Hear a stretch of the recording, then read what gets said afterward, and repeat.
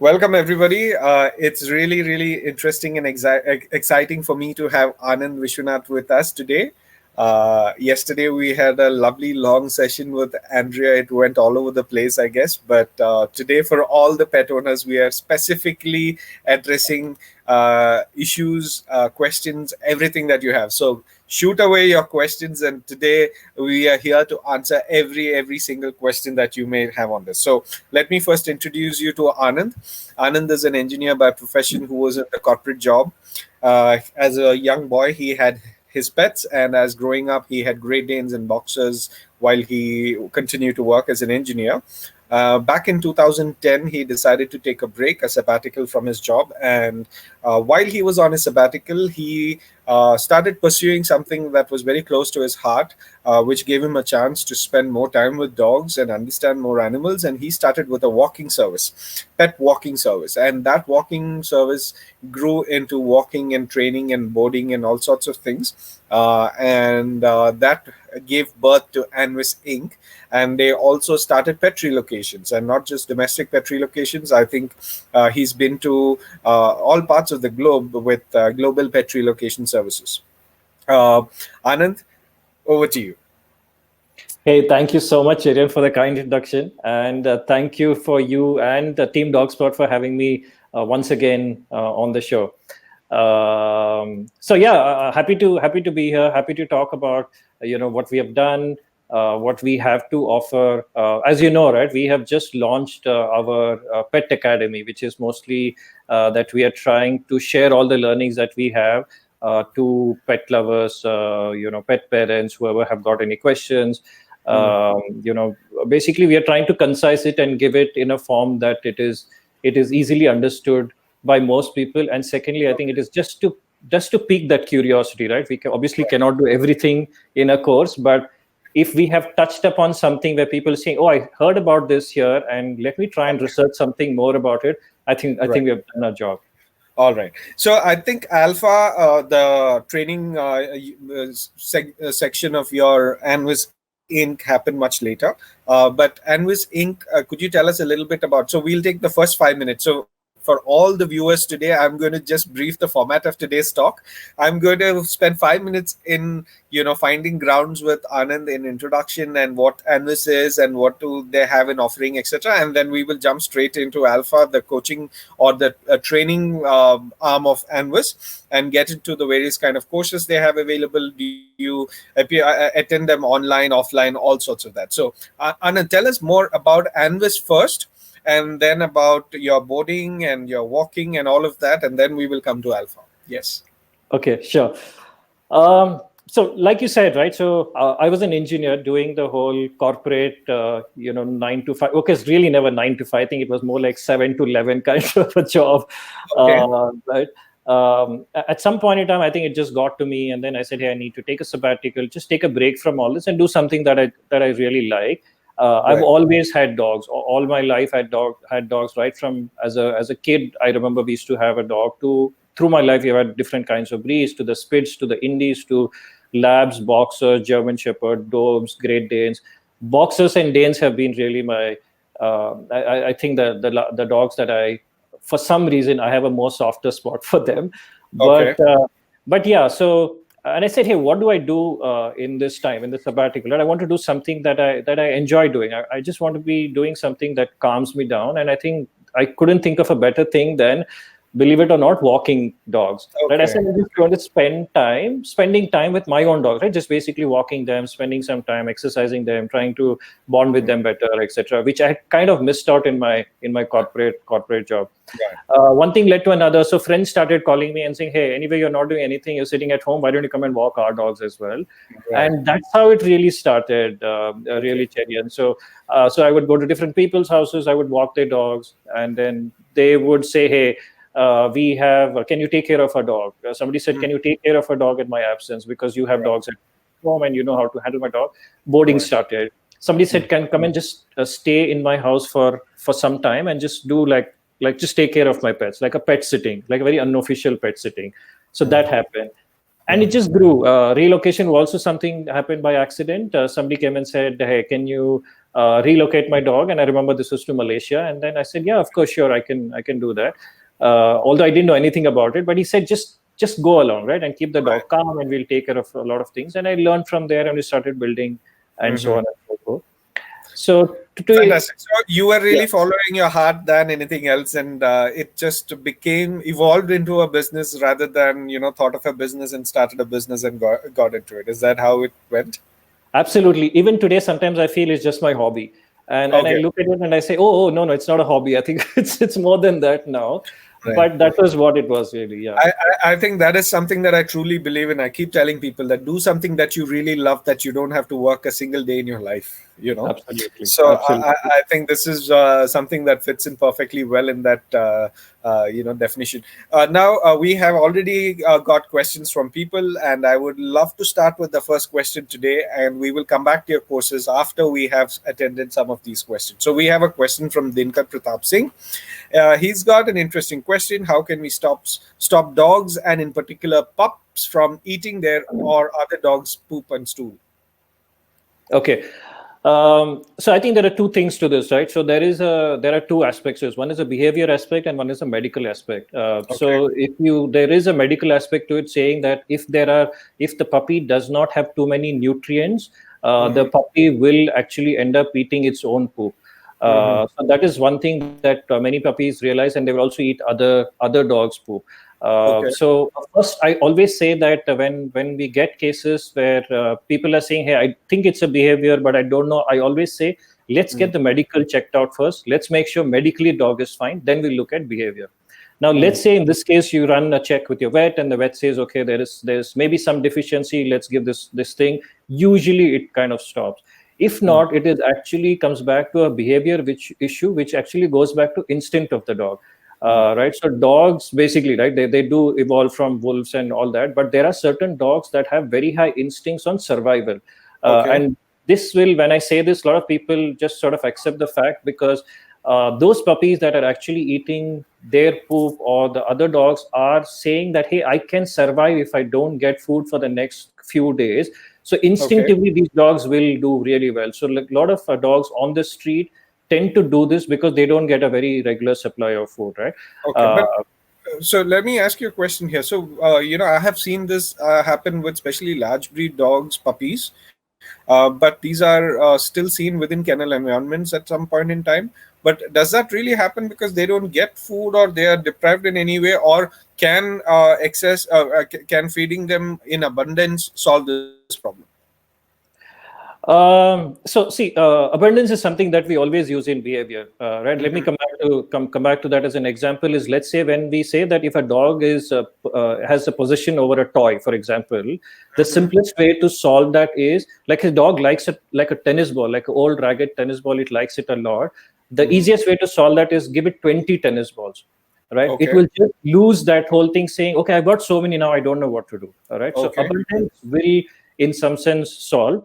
But in these Mm-hmm. cases, especially when they eat their own poop, what happens is, anything dogs, they pick this up as a behavior. What can start off as an instinctive thing, like when you say in kennels, what happens is, if they're cooped up in kennels for a very long time, and it Mm-hmm. starts off as a purely instinct, they could be fed, right? I'm not saying that they're not fed, but when they have access to food and they are bored, and instinct also kicks in, they start eating it. Now when they start eating the poop, what happens is it becomes a behavior. And there is also, because like, say, if you see puppies during the imprinting stage, we call it, right, the time the puppy is eating the poop or has just finished eating the poop, if someone comes there, yells at the puppy, or says, no, don't do this, or brings the puppy out to clean it or whatever, the puppy is thinking, oh, because I did this, I get let out of the kennel, or Right. I get Right. some kind of an interaction, I'm going to do Right. this more, and then develops into a habit.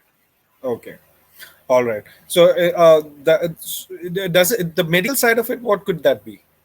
So they say that. So I'm not completely Right. into the medical side of it, but they do say that there are some deficiencies, because a growing puppy needs everything Right. in the right proportions, right? So you Right. cannot have a very high, because I've known of people, because I used to be with Great Danes, right? Right. Calcium is really required because they are a large Right. breed, and then, so people end up giving a lot of calcium, which is also not very Right. good. And Right. there is a deficiency of other vitamins or minerals or Okay. whatever. So if you Okay. balance it with a proper balanced food, then a lot of times this kind of goes away. Right. I think we have Sonali Bose writing here saying, my adopted puppy used to eat her own poop. Then I found out it's a deficiency. It got solved with medicine. That's fantastic. Sonali, it would be really great if you can, write a little bit more about what kind of deficiencies those were and what kind of medicines kind of helped you solve that problem. So I think we would be all ears to understand from you what your experience was. So from this question, I think we'll move on to another question where someone has asked about. I'm sorry, my throat.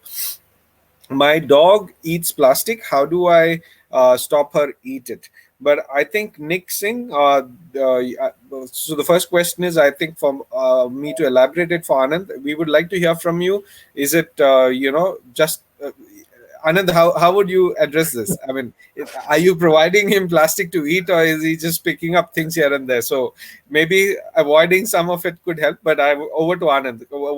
How would you answer this, Anand? No, so see, to solve a problem, right? We need to have a lot of understanding on the background. What dog is it? Where does it Right. eat the plastic? Does the dog eat this on walks? Does it pick it up? Does Right. it pick it up at home? Does it do it in your presence? Does it do it out of that? And does a Right. dog swallow it, or does it Right. just hold it in its mouth and sort of play around with it? Right. So because we can't do kind of silver bulleting, because it's very difficult to just pinpoint and say this is the problem, because I don't want Nick trying something and then it sort of. But I would be happy to, if we have a lot more information, I could probably at least guide him in the right direction. Okay. So, Nick, I think you should write a little more about, answering some of these questions Anand has. Maybe later during our session, we should be able to get to answering some of it. So, in the meantime, we'll get to the next question we have from Sachit Rai, who's asking, how do I train my pup? Is there a virtual training? If yes, how effective would it be? Okay, so Sachit, I'm guessing this is to do with our course. Is that I'm guessing that's what it is, right? So I think another way to take it is, Anand, it can be looked up as two parts. One is training the owner, and the second is training the puppy. So I guess you can train the owner virtually, and the owner can train the puppy in person, isn't it? yeah, yeah, yeah, absolutely. I think that's Chedian, I think that's what we do, right? I think you have Right. also gone through this, right? So a lot Yeah. of the training that we do is mostly to do with the pet parent. Right. It's like a language. So we teach that language. I mean, I don't claim to be the one and all about the language, but I try and, as much as possible, we try and understand. Hey, what is this dog trying to tell you, right? Are you understanding this dog correctly? But Right. to answer Sach's question here, right? So you can. There are two aspects to it, right? One is where the hands-on, which is like, how can I teach a puppy to do a sit or a down, or stay, recall. I think Hmm. I will find it very difficult, being a hands-on person. I will find it very difficult to teach someone how to do this online. But give me the puppy, and I will put the pattern quickly in the puppy's head, and then I can say, okay, now you reiterate from here on. But Hmm. if you have questions like how do I get my puppy to potty trained, right? Or how do I stop nipping, biting? My dog is barking. I'm not able to walk my dog. What are the techniques? Some of these things we can still work on an online module, and there are a lot of there are a lot of videos, and there are a lot of places that you can go. You can read it up, and you can try. The Hmm. only thing about putting pattern in the puppy's head is also available, but it requires a lot of trial and error. I think we have all done trial and error, right? And I have Hmm. failed so many times with my own puppies, right? I would say sit, and the puppy will go down. And I'll say down, and he'll be standing up and jumping. So Okay. consult a professional is what I would say. Okay, okay, okay. So now we have a question from Radhika Verma, who says, my golden retriever eats tissues and papers. How should I deal with it? And he is a 1 year and 3 month old dog. So Okay, so I'm going to take a shot at this, because we get a lot of these retrievers, having exactly the same problem. Is Mhm. that they end up swallowing tissue papers, and they end up swallowing papers and all that. And let me know, Radhika, if this is the kind of behavior that your puppy is exhibiting. Because retrievers are bred to retrieve, so instinctively they're very strong. So anything you throw, they will bring out stuff from inside the house. Like if you go to a retriever's house, most likely you will get the dog bringing out clothes of the owner, right? Shoes, slippers. and in very embarrassing situation they even bring out undergarments. It happens. But they also bring newspapers, tissues, and all that. But what do we do when the puppy brings this to us as a puppy? We generally tend to scold the puppy and say, "Hey, what is this? What have you got? What is in your mouth? Give me this thing, right?" Puppy looks at it as like a game and then starts running away. The more the puppy runs, the more you chase, right? And you try and take that away from the puppy's mouth. Then the puppy starts realizing, okay, now I'm going to hold it in my mouth. That's the second step. I'm not going to open my mouth. And then you'll be like, okay, what do you have in your mouth? Let me pry open your mouth and let me see. Third step is the puppy tends to swallow it. It's saying, okay, if I swallow it now, you can't do anything about it. You just cannot take it because it's anyway paper, right? Because by the time this whole game has happened, the paper has become slight moist, and then the puppy is able to swallow it.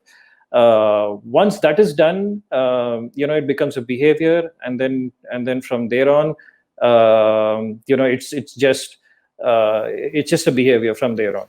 So, Anand, I have this one question as a follow up question to this. A lot of times I see people talking too much to their dogs, and they talk to them as if they'll understand every word and line that they're speaking. Hey, my baby, come here, don't do this. And why are you doing this? And, blah, blah, blah. So, what's your opinion on that? What does that do to the dog? Does the dog get anything, or what is the message the dog gets out of it? So I'm a big fan of talking to the dog, right? I do a lot of talking, right? I come and I tell a lot of things, to my dog, and how my day went, etc., etc. But I think the important thing is when you're disciplining the dog, right? Or you mean that you don't want a dog to do something, your tone has to change, which is basically that you cannot come and say, now don't do that. Let's say a dog is tugging on something or destroying your furniture. You can't say, now don't do that, be a good girl, don't destroy this furniture. The dog is never going to understand that there is a different tone, because dogs, when they bark, even if you see dogs with their mothers, what happens is that when the mother has to correct the puppy, the tone, the frequency, everything changes, right? The mother will go in a louder tone. So you have to, oscillate your tones up and down. Correction has to be different. Yeah. Right. And one of the things I observed, like if you take an example of a small puppy who's just start teething and stuff like that, that grip that you get on their nape of the neck, you just hold them there and just, give it a light shake, and that kind of does a lot more than talking to them, doesn't it? Yeah, so touch is always there, right? So touch is there. So I used to do the whole nape thing. I mean, with puppies now, it is just that I tell pet parents that just give it like if you're not able to communicate, you're saying, and the puppy is just doing its own thing, just give it a touch anywhere. Yeah. So that the puppy is like, okay, what? And then, okay, now you tell them, okay, this is what I want you to do. Why don't you listen to me here? There? And they are puppies, right? Their focus is like that of a mosquito. So, Okay. but you have to constantly get the focus back on. Right. So, having said that, now we have another question from Richa, who says, I think it's a very long question, so I'll take it off the screen, but I will just read it out to you. That I mean, you can also have a look at it. My dog is really possessive, and he doesn't let me touch any other dog in front of him. He doesn't bite or attack, but he plays with them, but he doesn't let me play with them. And I've had a hard time whenever I bring a dog home to foster, and I would love to have another dog in future. So too much of possessiveness about her, and he doesn't have any issue with her husband playing with any other dog. Yeah, so he doesn't really care about her husband. It's only her. Yeah. So Rita, I just want to know what dog is this? How old? Neutered, unneutered? I'm sorry, I don't know. Yeah, we don't have that information here. Okay. But let's take those scenarios and deal with it. So let's say it's a Labrador Retriever who's an unneutered male. Okay. So I think one of the things is that it's just the dog is being it's being protective, right? So there's some amount of possessiveness that is there. Now it could be instinctive, right? I'll put my money on this dog having something to do with somewhere instinct that it becomes like a protection, which is why it owns this person, right? So it's saying that, hey, Richa, you belong to me, and hence I'll not allow any other dog to come close to you, because I get jealous when you go and you play with them. I don't care too much about your husband, so he can do whatever he wants. But I uh, don't see him as a threat. yeah, yeah. But I think what has also happened is that this behavior has been reinforced. I mean, I'm guessing here, but I feel that the behavior has been reinforced. So what I mean by Right. that is, let's say the dog is going out and barking at another dog and all that, and Richa could perhaps be saying, petting the dog and saying, okay, okay, don't, no, no, don't do that, don't bark, it's okay, this is just a friend, this is a friend, you both have to get along, and things like that. Because at Mm. that point the dog is just saying, okay, I am getting rewarded for protecting you. I am telling the dog, I'm bark, bark, bark, I'm saying, you go away, and here is my human saying, okay, there you go, good dog, this is what I want you to do, right? You're protecting me. And it just builds, and it goes on and goes on, to a point that you start anticipating that my dog is going to behave in a certain way, right? So I'm again guessing that every time there is a new puppy, or you're adopting another dog, or another dog comes in, there's a lot of nervous energy, right? You yourself feel, hey, I don't know when my dog is going to charge at that dog. Or when you're on a walk, you're going to sort of hold the dog on a tighter leash, and you're actually indicating the dog that, okay, you need to do something, and the dog gets on to barking and getting into the whole possessive thing. Yeah, so the reason I asked about whether the dog is neutered or not is because we do see a lot of it in unneutered dogs, right? So obviously that is something that we would want to start off by saying, hey, first step is that, then we look at the behavior correction. Right. And I think this is a very common problem. This next question that we have, the resource guarding issue.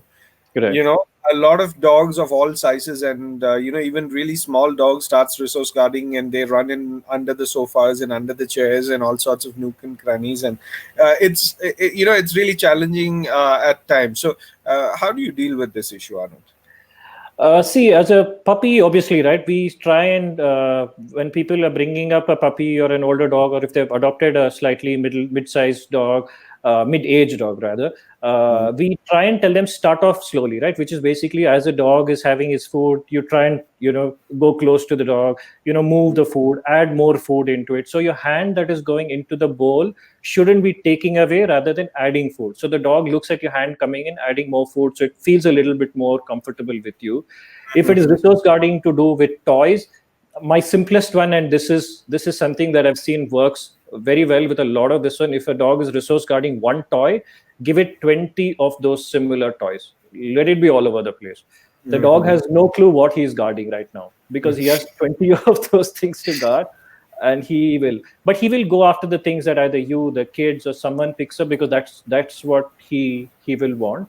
Mm. uh, but it is about slowly getting the dog to get used to the fact that when you add excess, they will obviously lose that one, right? If you have one of those, it becomes a little bit more. Okay. All right. So, and we have Sonali Bose who's come back and told us about the poop eating solution.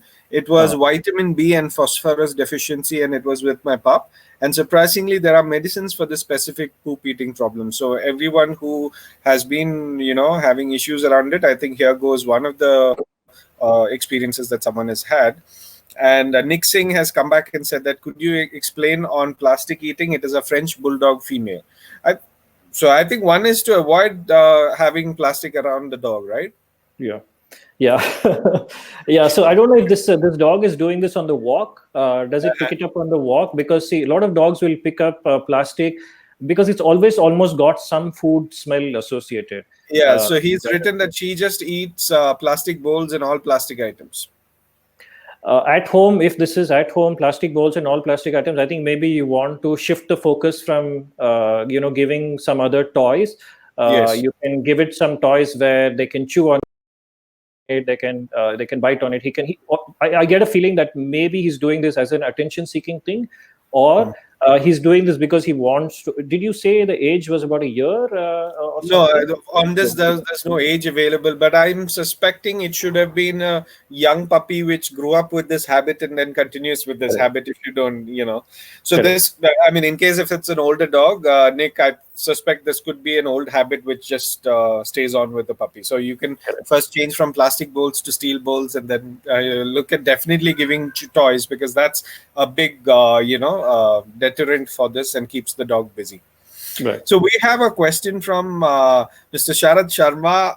What is the right age to start leash training? Hi, Sharad sir. Thank you for the question. And this is leash training and basic obedience training. When do you propose we should do that? Yeah, first of all, I want to say, Mr. Sharma, I loved your session on both, right? The indie dogs was Yeah. absolutely mind-boggling. I learned a lot from that. So thank you so much for that. Second, we can start with the leash training and basic obedience from as young as, say, about 12 weeks, right? Leash and the collar, I think the earlier you introduce, and just leave the leash hanging around. That's what we do, right? Leave the leash hanging around, let the puppy just run around with the leash so it gets used to the leash.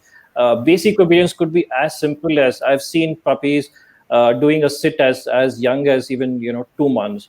Right, Okay. it's not because we're doing a lot of handling with the puppy, we're feeding them, etc. The earlier we start, I think it's a lot more better for all the pet parents out there. Okay. So I'm just searching for questions, guys. So in the meantime, can you tell us a little bit about the courses that you have in the offering from Alpha Anvis? So I think we have a course. I could see that you had a course called Pet Care for Enthusiasts. So what does it entail, and how did you start teaching, and then how did this course come into existence, and the offline versus the online, and pre-COVID and post-COVID and all of that. So when did you start teaching, and what did you start teaching with? So basically, we started off with an offline, right, a 2-day workshop where we Right. wanted to give people what we have learned. So, and I'll tell you, it came from a very somebody made a very morbid comment about me some time back, right? Which is basically, while we were talking, somebody said, "Hey, what happens to all this whole craziness you have about dogs and all that you have learned, and you talk so much about it? Tomorrow you go under the bus. What happens, right? It just goes away with you, right?" Mm-hmm. So it got me thinking. Very honestly, it got me thinking. I said, yeah, I mean, it's important that what knowledge we have, it gets shared, right? And the passion, I don't know if I can rub it off on maybe a few other people. They touch a lot more pets, and some pets start getting benefited of it. I think that's a good start to do. I mean, we have been here in the space. Pets have given so much. I don't think I would have done this much even if I stuck to my corporate job, right? So Okay. I'm always very thankful. So I said, hey, Okay. we should start something like this, which is, let's just start getting the basics in place, right? Mm-hmm. One of the things that I have felt as learning and is that you need to understand breeds, right? You need Okay. to understand which dog came from where, what was the purpose, what were they bred for, and Right. then you understand behavior fairly better. You need to understand something about body language. You need to say how, by just looking at the dog, can you say that the dog looks angry? Does it look okay? Is it inviting? Is the dog saying keep away from me? You need to really understand that. You need to Mm. understand barks, right? Sometimes you may not have the opportunity of walking your dog, and then you hear a growl from one of the by lanes from somewhere. I think most of us are clued in to now say that, hey, I think that seems like a growl, and it almost seems like there's a stray which has got puppies and it's saying, stay away from me. All right. Okay. Protects that dog, the puppies, it protects you, it protects us. So we have just put all this together. And then we also, obviously, we want to know about first aid, right? Basics. We are not saying anybody is vets here, but basics of medical. Okay. At least when a dog is, do you know the difference between whether a dog is coughing? Does it look like a kennel cough? Does it look like a bloat? At least recognize the symptoms. Even if you have to call a vet and say this is what it is, you'll be able to describe the symptoms better. So you get emergency situations, right? So we've connected with a few people, right? So we also introduced cats because we realized that a lot of cat people are out there. So we have an expert. So she's one of OSHA, right? So she is one of the first person to set up a cat cafe in India.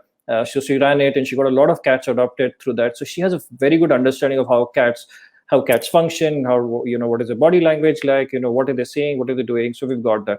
We've got Preeti, who used to work as a veterinary nurse in one of the famous hospitals called Cessna in Bangalore for a very long time. So her understanding of medical and all this is very good. Although none of us are really like Preeti is not a vet, I'm not in terms of behavior, although I have done a lot in terms of talking of behavior issues and consulting, etc., etc. I think it is more so from what we have learned. We said, hey, why don't we package all this and give it out to people who may be interested in learning something. So like I said, I think this is just lighting the fire, right? It's just the spark. We want people to go through this, read about it, understand, oh, this is how dogs bark, but then my dog barks like this, what could be the reason, right? And then you start start looking more into it, you start reading up, you ask more questions. That's how the bond really builds, right? So you are able to understand your dog better, your dog is able to understand you better. That's really the idea. So when I look into your pet course, this looks like the perfect ground for people to kind of get to know what kind of dogs they should get. I think this is as much as it could be a course for people who have dogs, it could be as much a course for people who are planning to get dogs. Especially considering if you are following, teaching evolution of dogs and introduction to groups and breeds. Yeah. I'm just looking through the stuff that you have on the course, and it would be a great idea because a lot of people ask me that I have two kids and somebody who's a senior citizen or anybody else at home. I have this dog at home, or I don't have a dog at home. We live in a community like this, or in a house like this, or in an apartment like this. What are the kind of dogs that you would recommend for us, and things like that? So I think this would be a right place for them to also kind of understand, in a very formal way, how to start. And then of course, once you get a dog, you definitely want to understand your dog better in terms of body language and barks and growls and everything.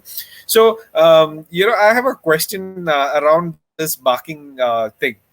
Okay. Sometimes, I have quite a few at home, right? So sometimes in the middle of the night, one of them will start howling and then everybody else joins in. Why do they do that? And what do they mean by howling? So howling is actually the first form of communication, right? So again, it goes back to wolves. They were, and everybody would have seen this picture, or you can picturize this wolf on a cliff, and then Yeah. is up, and then it goes, yeah, ooh, it does that, right? Right. Because howl really travels faster than bark. Because bark with a frequency, it can go up and down, and it will stop, right? Howl is really like a broadcast message, right? Okay. It goes out to a lot more people. Because Okay. dogs have a very high sense of sound, right, of catching sound, a Right. howl that we may not, with our ears, we may not be able to pick that up, and this could happen like a few kilometers. This is what I'm given to understand. It's like a huge range.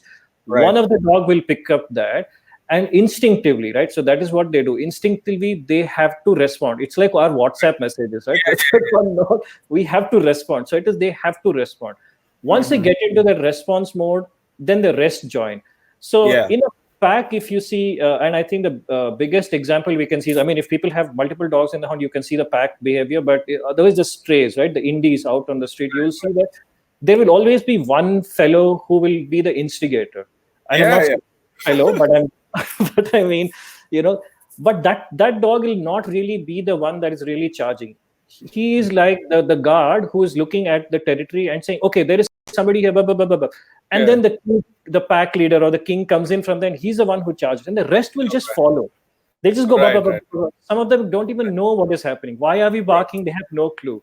So Right. in a pack, that really happens. One will sound off, one will go in for the charge, and the rest will just follow because it's a pack behavior.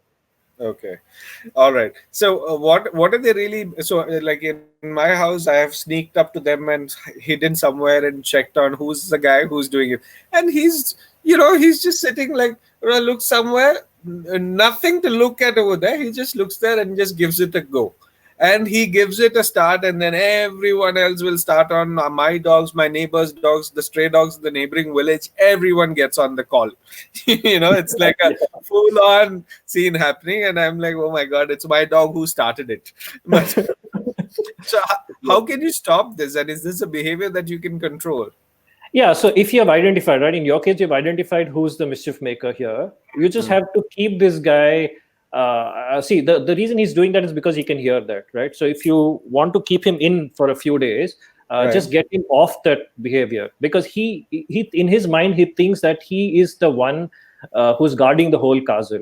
And if he doesn't do this, then that's it. His job is going to go for a toss. So he will do that. So you have to get him away from that noise where he's not getting that communication. You break that barrier of communication for a few days, and then he Okay. will settle into a Okay. different setup, and he'll not instigate the rest. It could possibly be that it will stop, but Cherry, and I have to also say that they usually dogs have got a very great succession plan. So there's always a second in command. So you pull this guy out, so somebody else may jump in.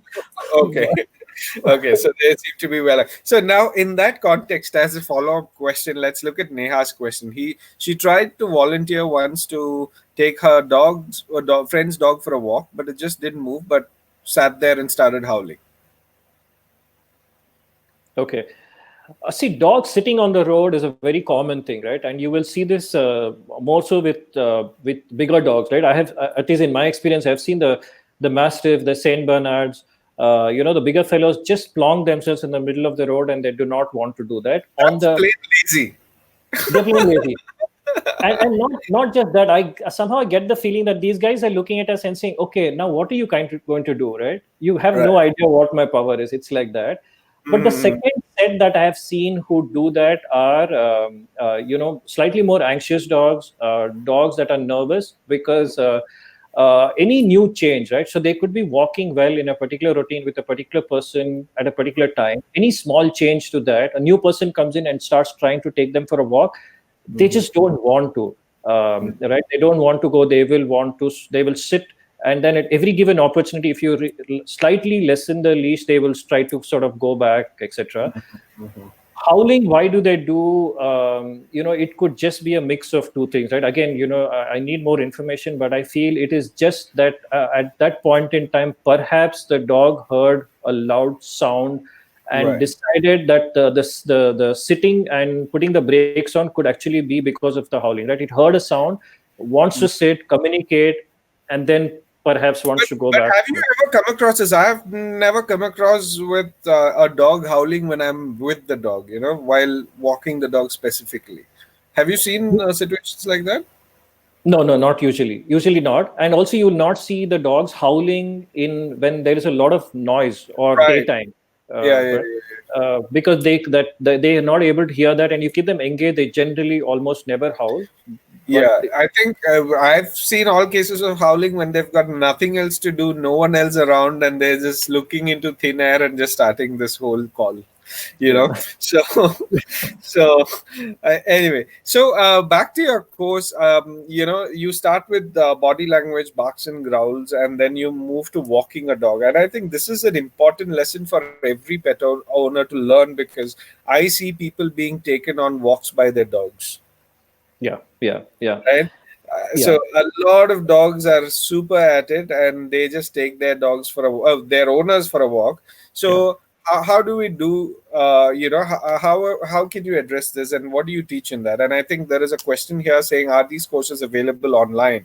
So I think this would be a right moment for you to talk about what was the origin of it. These used to be offline courses now, which are made online, or what was it? Yeah, so basically that is what, right? So we were running these workshops where we would teach all this, and then there would be a day of hands-on experience, right? Which is typically introducing to different kinds of collars, leashes, harnesses, which works with which dog, etc., etc. And also techniques, dogs that put the brakes on, dogs that pull, what do we do, how do we manage that, and all that. Mm. So yeah, so these courses are available online, right? This is available on our site. It's called alpha.anvising.com, where you can choose these courses and then go through that. It is just not an online course, right? Because what we do is we allow you to go through the course, and then there's a time period for that, obviously. But in a week, 2 times a week, we do a interactive session. So we are all on the call, and anything on in terms of the questions on the course, and how it is to be done. We also try and take up questions, individual questions, that people have their questions about their own dog. I did this, I read about this, I tried this, what's there. So is it But typically a module, which is a module that someone can go at their convenience on your platform and then come back to you for an interactive session, online or offline, or how does that work? Or yeah, is so it the a minute completely interactive module? No, so it's a mix, right? So once they register, they can start taking up the course on our website itself. So the courses range from anywhere between 8 hours, and then one of our larger courses goes. The Pet Buddy will go up to about 15 hours, which is an online offline kind of a thing. The individual courses can last anywhere between 1.5 hours to about 3 hours. But what we do is, once people are, and people could be taking up these courses at any point in time, but we are saying that 3 times a week we are going to come on an interactive call, right, on a Google Hangouts call. So we'll invite all these guys. They can all come in. So they could be at different sections of right through the course, right? Somebody has done half, somebody has done something else. But what we want obviously is people coming in with different questions. Somebody may ask something, and it may what we answer can actually help someone else. So the idea is to get more people to come in, ask questions. So we are available 3 times. So we set a slot in a week, 3 times we are available, and they come in, they ask, and the course will run for, usually we say validity is for 14 days. So in 14 days, we have 6 interactive sessions for that particular course. If someone finishes early, obviously we have about 3 interactive sessions. So while I learn online, and I think this is one of the hardest things, especially when you're dealing with the dogs, whether it is really, that message of you have to be firm with your dog. Unless I see what is firmness, and my definition of firmness can be quite different from your definition of firmness. So, and there are so many things like that. You tug the dog. How hard do I tug the dog, or anything like that? So, especially because this involves a lot of touch, and if I would like to have an on ground offline session with you, is that possible, or are the teachers available for offline sessions, and how do you make that happen? Yeah, so see, somebody who's really interested in saying, hey, I want to make a career in this, right? Or at least I want to say what pet industry is about. Can I become a pet sitter, dog walker, No, so etc.? I'm not talking about somebody who wants to make a career out of it. As a pet parent of a difficult dog, they might want to, and the whole reason why a pet parent or a pet enthusiast takes up this course is so that they can handle their own dog better. So Sure. it is actually, the way I would see this is as a course which kind of helps you train your dog, right? So in that situation, and since you already have a pupil at home, if that teacher wants to, or in your case, the pet parent wants to come to you for a personal session just to get the ropes together, is that a possibility that they can fix up for an offline session with you, and can that be covered as well? Yeah. So we can customize it, right? So the people have gone through this, because this is a learning module. So most of these things will help you better the bond with your pets. But Right. like when you do this and you start realizing, hey, there are certain gaps, and I would want, because we will tell you there are certain things we just cannot do it online, no matter what we do, right? It has to Right. be a personalized thing. So if there are we do consultations as well. So in consultation, we find out if there is a need that somebody it has to be a one-on-one, right? So then we can always work that out. So it is customizable that way. So but I think at the moment we are just waiting for things to sort of go back to normal and stuff like that, and we can get into that as well. Right. So I think I want to take another question right now from Sonali again. She wants to know, in case of dogs with separation anxiety, sometimes they start howling. Should we respond back or ignore? See, Sonali, separation anxiety is a big topic, right? So separation anxiety, obviously we will say that, but to answer this question, right? So separation anxiety, dogs will do a lot of things: howling, barking, scratching the door. Some will get destructive, some will pee, poo, right? They'll do a lot of things to do that. So, But Anand, just before we go further on this question, could you start with the origin of the separation anxiety? Where does it come from? if you ask me, it comes from the breed. Okay.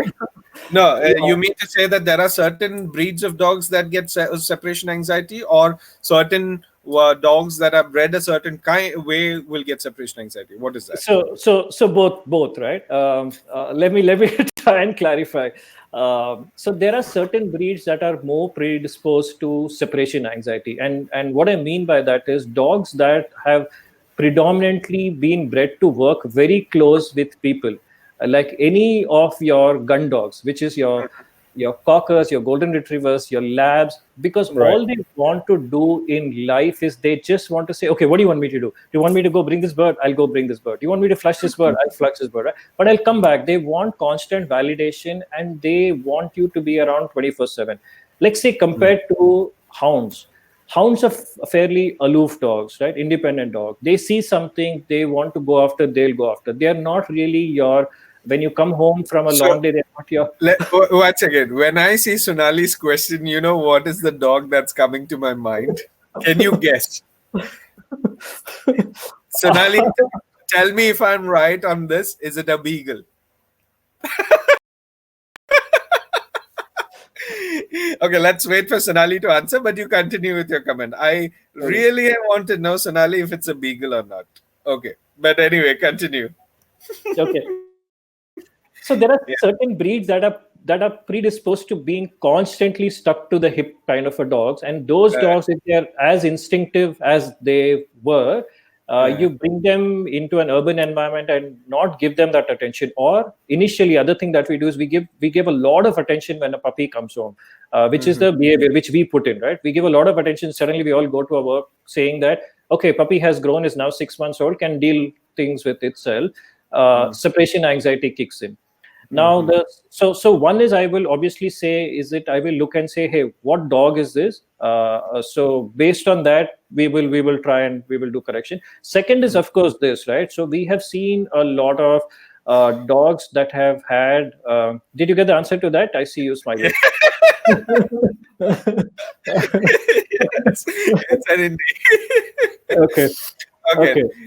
So I was coming to that. So Indies also have separation anxiety. Reason being that, like if you see the indie puppies, right, and again, as horrific as it sounds, a lot of indies don't make it. Like at least the ones that are born on the streets don't make it. Now, mother has given birth to 5, 6 puppies, right? So as they start growing, puppies go out. Some just don't make it for whatever reason. So the mother gets into a frenzy because she knows that she's lost a puppy. She just gets into that whole mode about, I don't know where this she will go. She will search, she will whine, and then she will start pulling all her other puppies closer to her, closer to her. So, and this doesn't happen with one. Usually, it happens with like maybe one of the smaller ones go away, etc. Now, when these puppies, and because again it's the imprinting stage, the puppies are learned or taught, and we as people, or who don't have other jobs to do, right, will pull out a puppy, will taunt the mother, will taunt the puppy, etc. Right, the mother becomes even more anxious about it, and it's basically the mother is telling the puppy, hey, watch out, this is not a great world to be, because bad things happen. So the puppy grows with that kind of an anxiety. Now they say that that's what it is, right? So the mother will pass on that separation anxiety to the puppies. Now when these puppies come home to our homes, now we need to and I think this is very important, is we need to bring in equal amount of love and discipline, right? What is past, how the puppy was, what challenges had, I think we need to let that in the past and live in the moment. Dogs live in the moment. They don't go back and say, I had a bad life, so I expect you to give me you don't need to overcompensate for anything. But we tend to do that many a times, not just for indies, but I say we tend to do that. Anything the puppy is doing, we tend to overcompensate. Say, okay, so it's all right, I'm right here, right? Anything in the, if the puppy is getting up in the night, okay, I'm here, okay, let's do this. And when we build that into the puppy as a growing puppy or a youngster or whatever, that puppy starts expecting that, hey, I need you to be here. And now when you leave the puppy, you close the door or you're there, then the puppy gets into other things. And when that also builds, because the minute a dog howls or it scratches the door, what do? We actually go back and we open the door and say, okay, what happened? Why did you howl? Why did you bark? So the dog's saying, okay, I need to howl and then you come back to me. Or I need to scratch the door, you come back to me. The dog pees, you come back at a later point, you point at the pee and say, hey, who peed? And the dog is thinking there's some connection with pee and you, right? I don't know, because of the smell, you're coming back. What is it, right? It starts making association, behavior builds. So so like I said, separation anxiety is like is a big topic, right? And to get into the details of it is long, but I mean, over I'm just saying this could possibly be how we can address it. All right. So now, as a pet parent, what are the benefits of these courses? What should they expect, and what can they look for?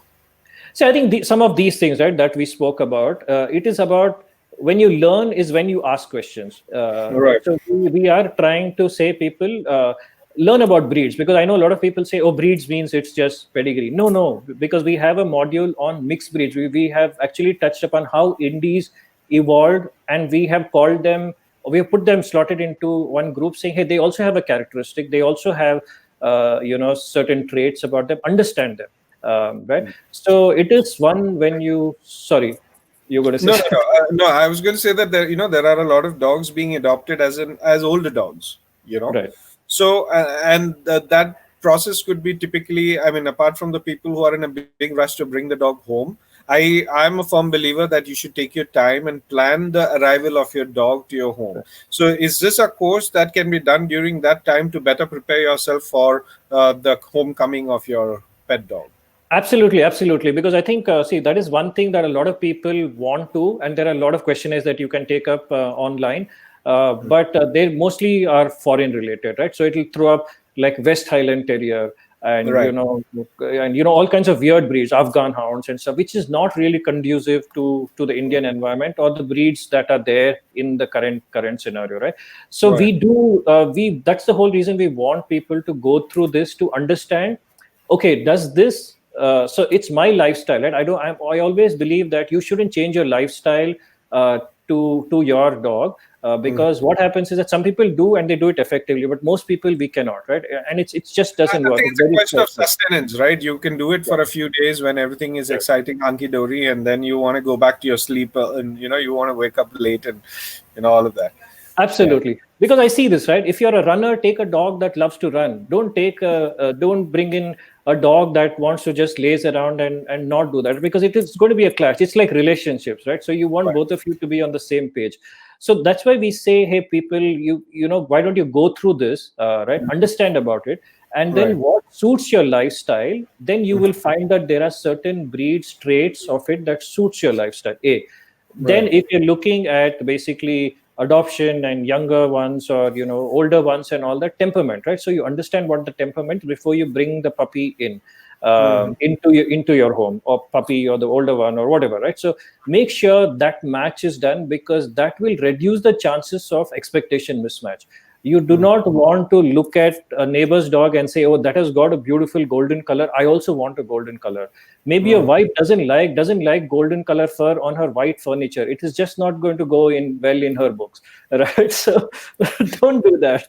And Uh-huh. you'll be surprised, Sharian, when we do this consulting, right? And after we go through the whole thing, there are a lot of people who actually park the decision of bringing home a dog, or even defer it, saying, oh, I didn't realize there's so much effort.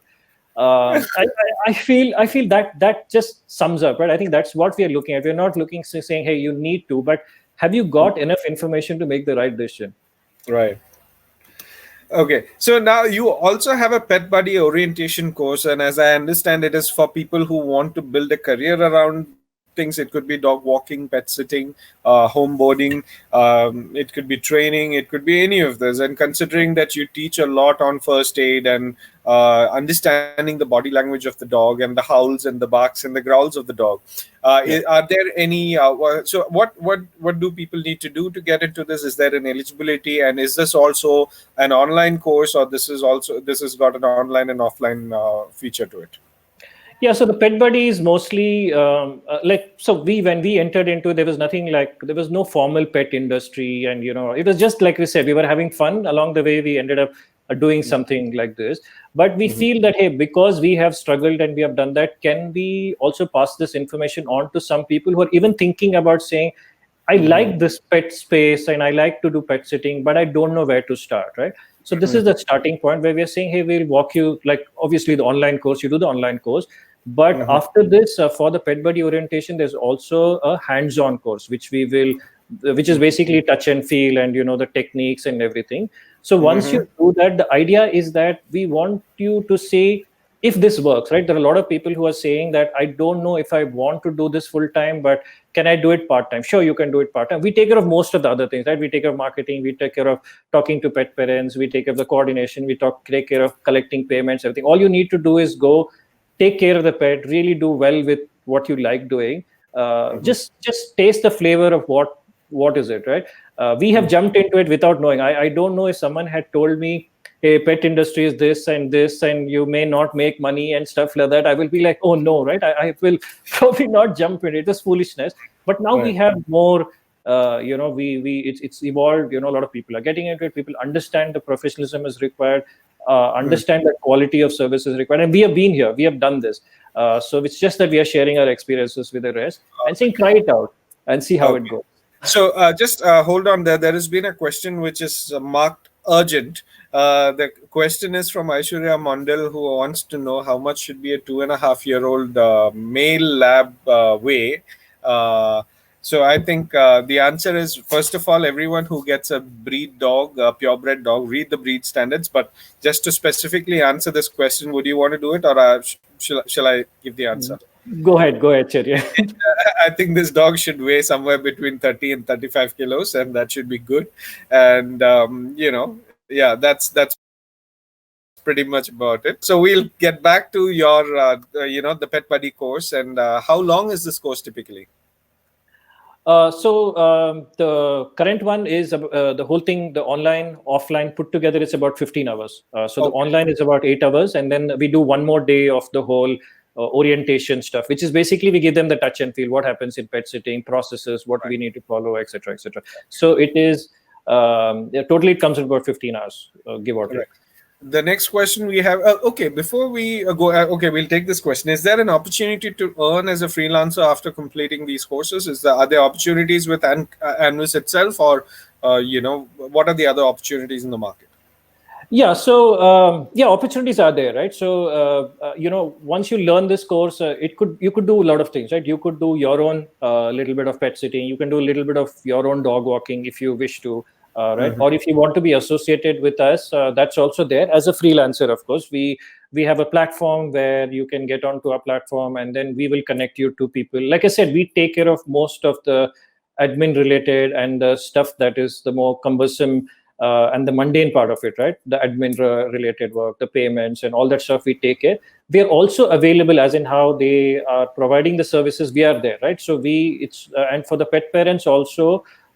We are always on top of things, right? So let it be a small thing as a doubt or an emergency. We've had so many issues, right, where people have, they have gone out or something, or they have locked the key. Somebody would have said, hey, lock the door, give the key here. They'd have kept the key in, locked it, and come out, stuff like that. And they don't know what to do, right? And then we jump in and then we say, okay, let's try and resolve this and take care of this, whatever. So we are, we are a partner, obviously, in this. But what we want to do is we want to keep these two separate. Taking care, the professionalism. We want if people can take it up, and we take care of the rest, because that way the pet is not affected by. While you're there, you're not taking calls, and you're not really trying to see how do I grow my business and should I update my social media and things like that. So we do all that for you. Okay, so you would actually, in effect, kind of channel a lot of business to them and also help them. So you would be essentially be working as their secretaries. Oh yeah, absolutely. Okay, Yeah. so I think there is also an announcement that I would like to make before I come to a very dear question, very close to my heart, from Samar Singla. It's coming up, but before I go to it, let me just announce that Anand has been very kind to announce a 10% discount up to a maximum of 200 rupees on any course from Alpha Anvis Inc. for the first 25 applicants today. So please go and register yourself and use the coupon code DOGSPOT10. So that's a 10% discount on any course that is there. So guys, go and sign up. And I think I would urge all pet parents to kind of sign up for this, because this is really a course that can give you an insight into it. But while I wait for this question, which I'm going to take up, which is right here, what do you think about service dog industry in India? But before I go to that, Anand, let me ask you this question. There is so much of stuff available on the internet. I see things on YouTube, I see things on Facebook, I see things on Instagram. There are people putting out a lot of free content. Why should I pay for your content? Right. So yeah, we get asked this quite a bit, right? So let me start with giving the example of Mr. Sharma's call that you guys held, right? And one thing particularly caught my attention was, if you remember, he was saying the dogs on the on the hills, these people would not really stay on the hills. They were moving, right? They would go to the foothills and then they would go, and the dogs would really accompany them, right? Mhm. And trust me, I have done quite a bit of research, right, on the internet, and I've tried looking to different places. This is not something I came across at all. The only time I came across is when Mr. Sharma said that, and the reason it is because obviously he has experienced this, or he has seen this, or he has spoken to someone who has done it, right? So that experience carries forward. So it's very similar to that, right? So information is obviously available all over the place. It's available, but curated information is very difficult to come by. So we have put together this course, right? And we feel that it is not just about we have picked information. It's also about our experiences. That we don't want people to go and reinvent the wheel, right? We have already done that. We have made a lot of mistakes, and we're saying, hey guys, you don't need to do this. Just stick to this. This works. This doesn't work. We have figured that out for you. And I feel that so to get that information, I feel that this is really a small price to pay, because between time and money, I think most people are now. Time is important, right? You could go ahead, and I'm not saying you cannot. You will find this information, but the experience of different people that putting it together is I feel is a big plus. And this is something that we want to add, right? We want to get people who are experienced in their fields, who are passionate about what they do. We want to get more people like that to come and curate courses for us and do a lot of these things, such that it keeps the knowledge just keeps moving on All from right. there. And I think add to it is also the interactive sessions that you may have along with these courses, right? Absolutely. We are always there, not just interactive. So we have a Right. group of like about 180 odd pet buddies who have trained under us and all that. Lovely. So we are always Are almost they on. only in Bangalore, or are they all over this country now? Do you have offices in other parts of this country? We do have offices in Delhi, and we will be setting up our office in Mumbai, Pune region shortly after the lockdown is released. But predominantly, our pet buddies are in Bangalore. Right. So we have a Okay. few in Delhi. Sorry. Okay, so service dog industry in India, and this is something I think just before we started this live call, guys, I was just telling Anand about it, that this is very close to my heart, and I really want to find a purpose for breeding the right dogs, and in what way can it really help people. So, do you have any experience with service dogs and the industry around that in India? And Subhadra Cherukuri has mentioned that some of them are forming an association and setting standards for the same across the country, and that would be amazing, because I really don't see too much of it happening in India, but I think there is so much of work that needs to be done by these service dogs in the industry.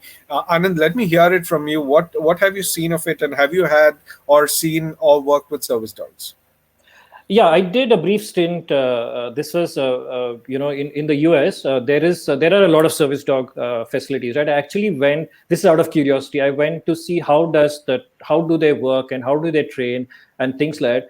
It blew my mind, right? And I think if some of you have gone and seen that, they start from right from identifying the gene to the whole thing about which dog actually becomes a service dog, right? So there's a huge amount of effort, time, patience, money involved in that. I was one of those guys who said, "Oh, this is amazing, right? We should just bring service dogs in India." Then when I saw that it's like an industry by itself. Right. So I knew that it's a big. It's a long. It's a really big project, right? If anyone has to take that up, but yeah, there are people who are now starting off in India. I am given to understand, right? I know Subhadra is one of them. I'm given to understand that she works with horses as well, and Yes, I was she's just about to say that Subhadra works with horses, and yeah. all right. So the thing is, this is something that I obviously also I'm very, very keen to sort of explore, right, into how to get service dogs and how to train them, because I'm given to understand. I don't know if my statistics are correct, but I think 1 out of 10 or 12 dogs actually make it to being a service dog from when they start the training. So there are a lot of dogs that drop off at different stages, etc., etc. So when do they typically start training them as service dogs, and how do they pick them? So they're bred. Service dogs are bred. Okay. So the parents, the genes, the parents are selected, and then they actually specifically breed the litter, saying that we have seen these characteristics in the sire and the dam. and we Okay. will, this litter is specifically bred as a service. These will all train for service dogs. So all the puppies in that are then, during the puppy stage, then they're put through different different physical and mental simulations to see how they react to that. And at every point, but it's really heartbreaking to see some really good dog, they will just fall off and they'll be like, oh, this failed, Okay. this failed at every stage. And then they So, keep training, a handler is assigned, so on and so forth. so I think service dogs is another discussion, a whole discussion that we Yeah. can have. Yeah. We have fairly, I think, gone through all the questions today, and I hope everyone liked the whole discussions today, and I hope we've been able to answer most of your questions. Please sign in to Anvis Inc. and alpha.anvisinc.in to check out their courses. Sorry, .com. alpha.anvisinc.com, Yeah. and to check out their courses. And yeah, look forward to seeing you all there. And thank you, Anand, for joining us completely. We shall definitely go on this discussion on service dogs. Very close to my heart, and I think India has really fallen behind on these things, where we still need so much of this in this country. And so I think there will be a lot of work to be done on this. And so let's look forward for the next discussion on this. Thank you all for joining us. And we have a question, one last question we will take. uh, we have a question from Rana. Rana is asking, are they bred to behavior? I guess that is what you meant to say, right? Yeah. So They're bred for the behavior traits, right? yeah, the temperament. So Temperament. not just temperament, learnability. I think they have a list of things that they want to see in the mother and father. And obviously, right, when they double up on that, they want to see that hopefully the puppies all get that. But some will get, some will not, some will be trained. Right. But I think that's the concept. Yeah, I think there's also a comment about why somebody should pay for a course and attend to it, and I think this is the true observation. And you might get information at some point, someplace everywhere online, but you could get stuck at some point in time, and you might want somebody to guide you or take you through the whole process. And this has been my personal learning as well. When I was learning to groom my dogs, I finally had to go find teachers, and that really helped getting the act together properly. So thank you so much, guys, everybody, for joining. And most of the stuff available needed for grooming, which we discussed yesterday, are available on Dogspot. So maybe if you want to look for some of those things, you can check through skim through the Dogspot catalogs. And yeah, so that's pretty much it. Don't forget about the discount code, guys. You please, I think that has been posted on the comment section here.